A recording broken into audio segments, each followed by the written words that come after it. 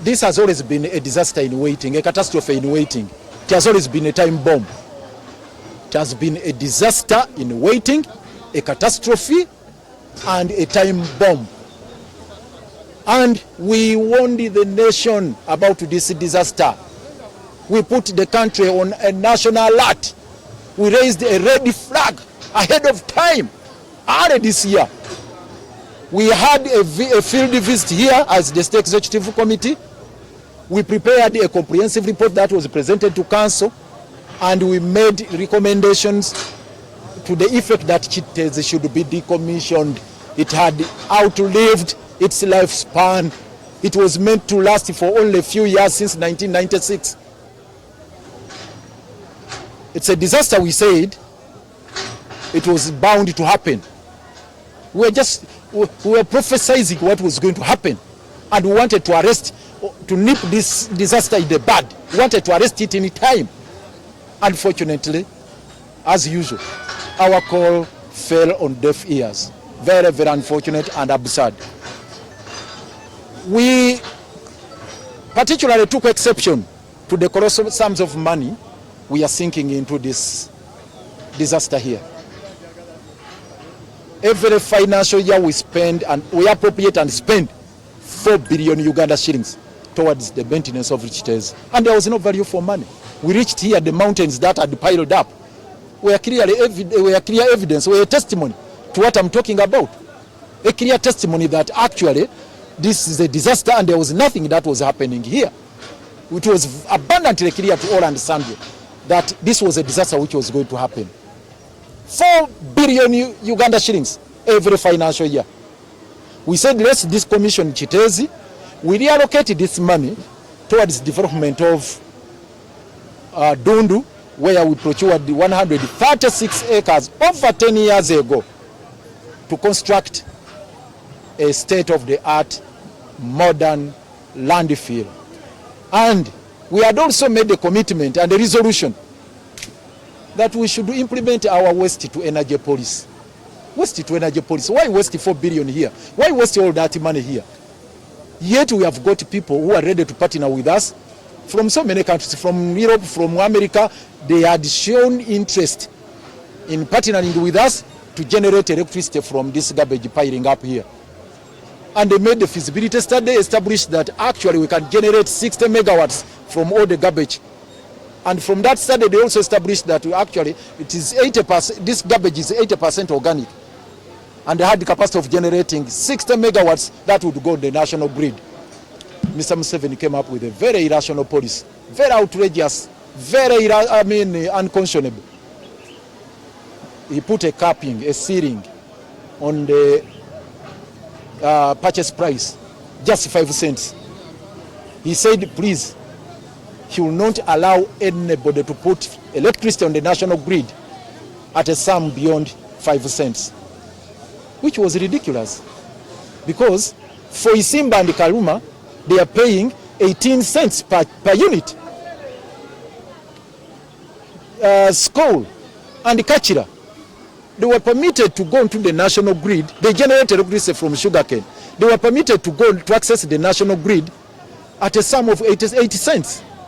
Why 5 cents for Kampala, which was not viable, which is not tenable, because nobody would put in their investment, which they cannot recoup in such a transaction where you are putting this price at a very low, sum of 5 cents. So it looked, uneconomic. It was, yes, uneconomical for anyone to invest in this project where you are just putting a ceiling at only 5 cents. So it's the reason many of them developed a cold feet and they pulled out. We have their proposals on our table. If you come to to my office at State Hall, if you talk to the ED KCCA, we have several proposals lying idle on our desks about implementing this policy of waste to energy. But because of this ridiculous policy Museveni came up with. So the people who died here, it's Museveni who is squarely responsible, and his government. One, they refused to put money into the development of Dundu. See, typical of this government, they ridiculed our proposal, our message about decommissioning Chitezi. They just dismissed it as just a political gimmick. They were saying those ones are just politicking. Yet it was a serious matter. This is what I said. We put a country on a red alert. We raised that red flag. And this is the reason I put the blame squarely on Mr. Museveni and the technical people in the government and all these ministers in Kampala. Because they put a stumbling block in the way of implementing our proposals of having the waste to energy policy being implemented so that we decommission Chitezi. They make appropriations, very outrageous appropriations of very useless things instead of injecting money in a very important project like this one. As an institution, we are responsible for this. As an institution, institutionally speaking, yes, we take responsibility. Why? This is a disaster which has been here for a long, long time. It was bound to happen. Where I exonerate myself and my colleagues in the political leadership, we have not been quiet. We put the country on a red alert and singled out the particular individuals who are responsible for this. We brought all the information and we said we are just squandering 4 billion towards maintenance of Chitezi, which ordinarily would go elsewhere, particularly development of a modern landfill at Dundu. That's where we should relocate our resources. 136 acres, they are lying idle there. That is one.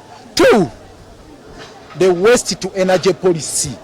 Generating garbage here from that, generating 60 megawatts of electricity, which would go to the national grid from the garbage here, which Museveni has sabotaged by his ridiculous policy of 5% ceiling. That has really put a clog on the implementation of this particular project.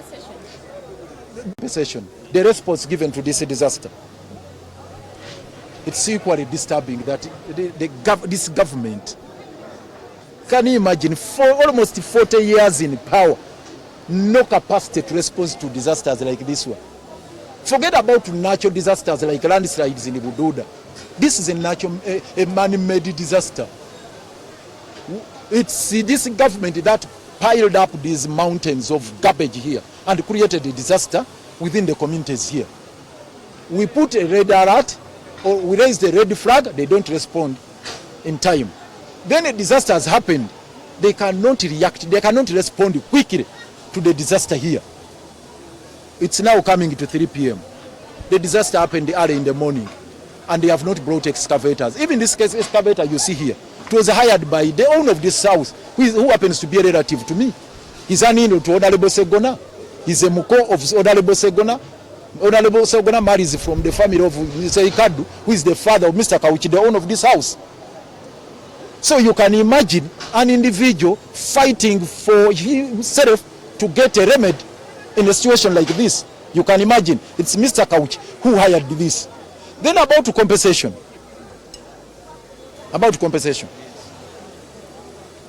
Of course, government must first and foremost own up.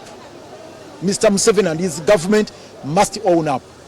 They treat this as a national disaster. Cabinet should convene immediately. Parliament should convene immediately. They must hold crisis meetings on how to address this national disaster. This is now beyond the KCCA. It's at a national level. And this is what we have always said, that the crisis at Chitezi is beyond the capacity of KCCA. It's a national matter. It's a national tragedy, a national crisis. Now they should sit immediately and respond to the disaster that has happened by way. First and foremost, it should have been a rescue of the people. They have failed in that duty. But now, compensation. Many people have lost their properties. Many people have lost their loved ones. Several families have suffered immensely. They have suffered irreparably. So what government should do is to consider how they are going to atone for the colossal damages suffered by these people here. In monetary terms or otherwise, government is squarely responsible and they should do everything possible through either parliament or cabinet to redress the wrong, to atone for the damages occasioned to the people in this particular area. Listen, we are going back to KCCA. we are going to have a crisis meeting as KCCF. We are going to sit with the management. We are going to sit with the management. We are going to sit with the leaders as the leadership of the city and take drastic measures on this matter. To begin with, no more procrastination about closure of Chitezi. We cannot afford to have Chitezi remain in existence and cause another disaster. So, this Chitezi must be immediately closed down. We must close Chitezi down. We must decommission Chitezi. We cannot afford to have another disaster happening here again. I think I'm emphatic enough on this. No more procrastination, no more dilly-dallying, no more idle talk coming from the central government, coming from management, that there is no money to decommission Chitezi, sujui this and that and what not. When we go back to the city hall, when we go back to state hall, when we go back to office, when we go to the meeting, no more debate, no more procrastination, no more idle talk, no more dilly-dallying. It's one decision. Decommission Chitezi, compensate these people, we go to Dundu.